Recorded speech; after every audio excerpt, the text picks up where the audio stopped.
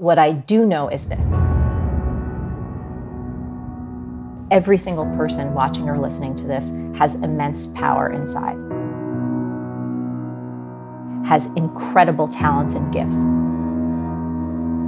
has incredible capabilities that they don't even know exist right now. So many people have written discount version of yourself, okay?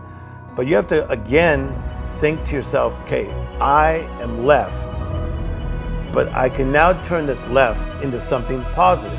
What's important is for people to understand that that setback, forsaken, rejected, it didn't work. That setback is only temporary. There's an element of just getting back up again when you've been punched so many times that you feel like you can't. And there are times you feel like you will never get out, and that you will be a discount version of yourself, and that what used to be your life is not going to be your life. And that is not the truth. You can do anything you set your mind to if you roll up your sleeves, you get in there and you do it. Everything is figure-outable.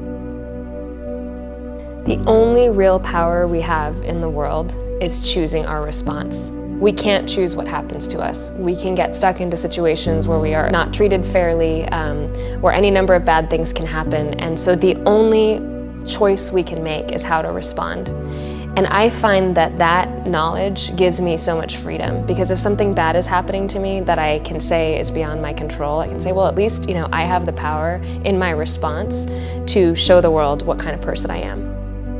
In the moment, we have to work with what we have, like to just alchemize the anger, the frustration, someone putting you down, and to use it as a positive and productive vehicle to help you move ahead. The key is not to try to become the person you used to be.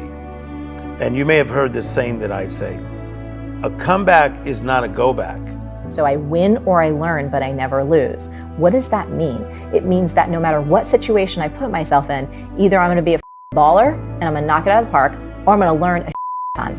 And then I'm gonna be like, okay, so I learned all this stuff, but I could do it next time. But I never lose. So I'm not attaching that identity. Does that mean that I never make silly mistakes? Of course I do. Does that mean in the moment when I've wasted cash, when I've made a poor judgment call, when I've fallen flat on my face, that I don't freaking cry or feel like an idiot or absolutely want to cry in the corner? I absolutely do those things. I do those things.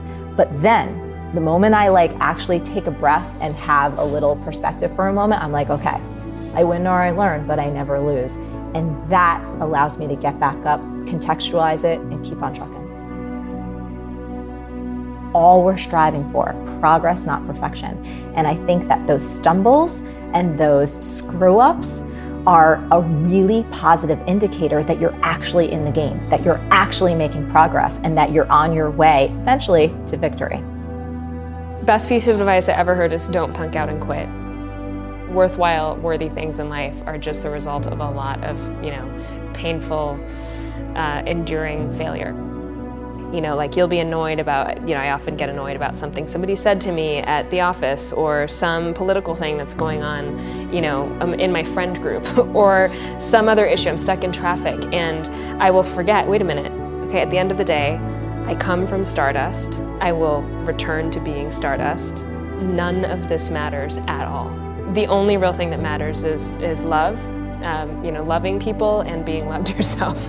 And I think everything else is kind of gravy. So go find something that you're so friggin' passionate about that you can't help yourself, but just attack it, and then just go and start having fun with making your life immeasurably better.